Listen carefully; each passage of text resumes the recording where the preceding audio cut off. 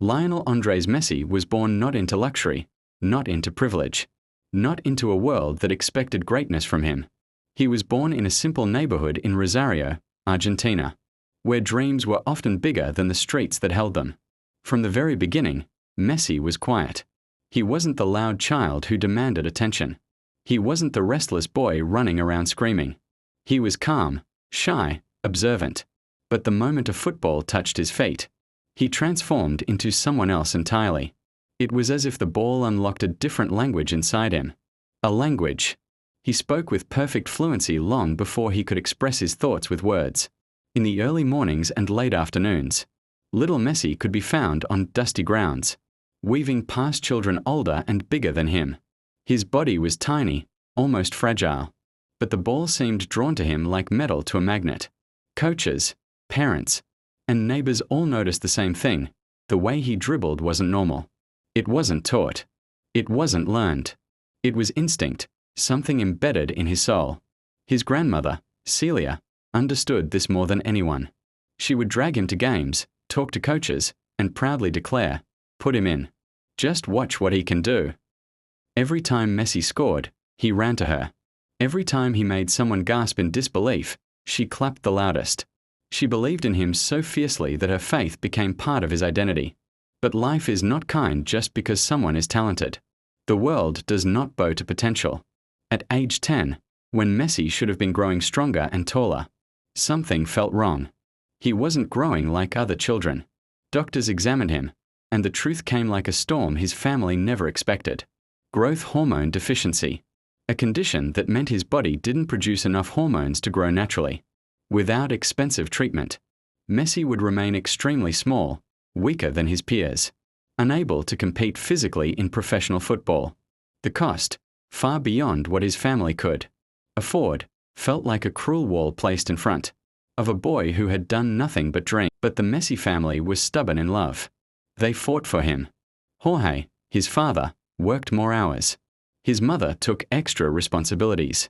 Relatives helped as much as they could.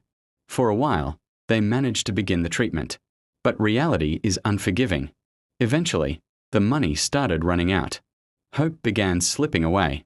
Messi, still just a child, felt the weight of a future that might disappear before it ever began.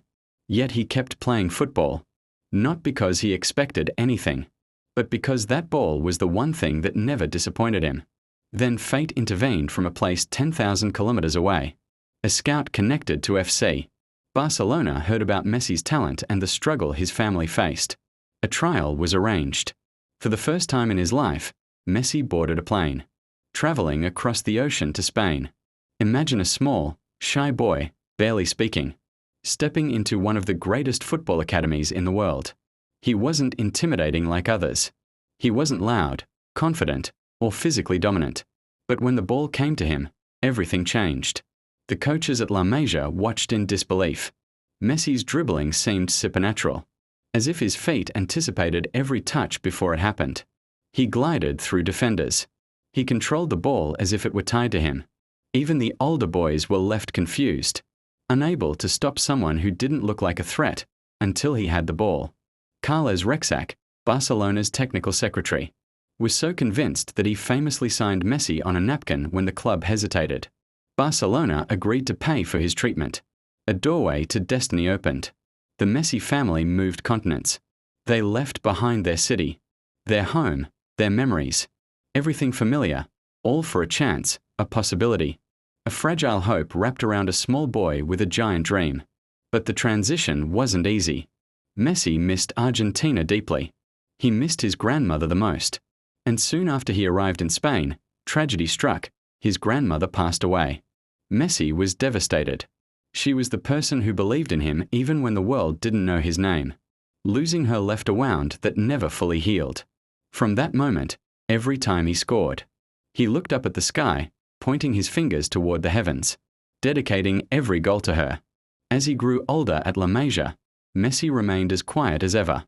He barely spoke to teammates, didn't seek attention, didn't try to impress with behavior, only with football. And football loved him back. His body strengthened. His technique sharpened. His speed increased. He became a phenomenon in the academy. leaving defenders behind with movements they couldn't predict.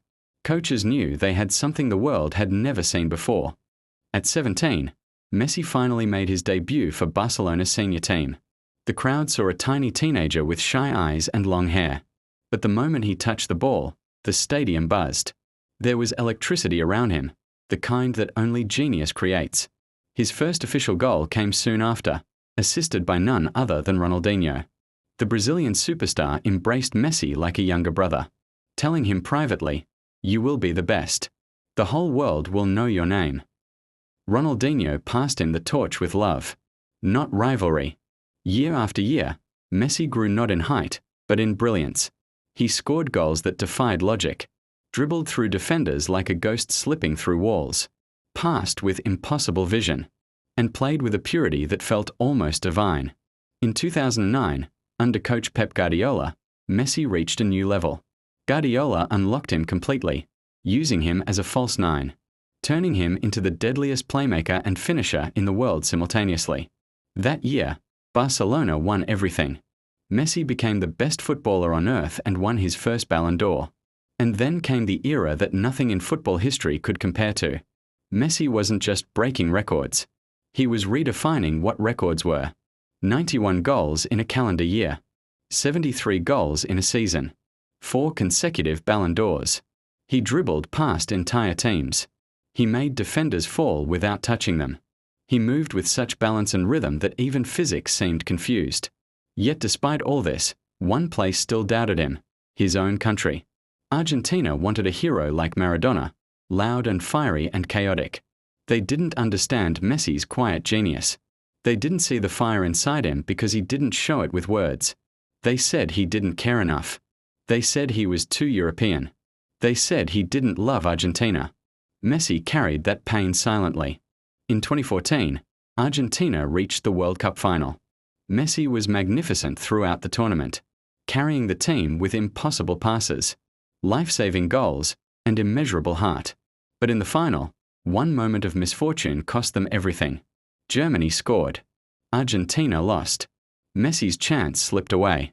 He walked past the World Cup, staring at the ground, his heart heavier than the 24-carat trophy. But fate wasn't done testing him. Argentina lost the Copa América final in 2015, then again in 2016. Pressure and heartbreak became unbearable. In 2016, after missing a penalty, Messi sat on the ground, tears falling uncontrollably. In the dressing room, broken beyond words, he announced he was retiring from international football. He said the pain was too much, the criticism too strong, the dream too heavy. But Argentina refused to let their hero go. Millions begged him to return. Children held signs saying, "Don't leave us, Lionel." And Messi, moved by love and responsibility, returned, not as the boy who wanted to prove himself, but as the man who wanted to lead. In 2021, everything changed. Messi led Argentina to the Copa América title, beating Brazil in the Maracanã. The world watched him cry tears of joy that washed away years of hurt. At last, he had given Argentina a trophy. But he wasn't finished. In 2022, Messi walked into the World Cup in Qatar with the calmness of a man facing destiny. He used experience instead of speed, intelligence instead of youth. He guided Argentina through battles, drama, penalties, and miracles.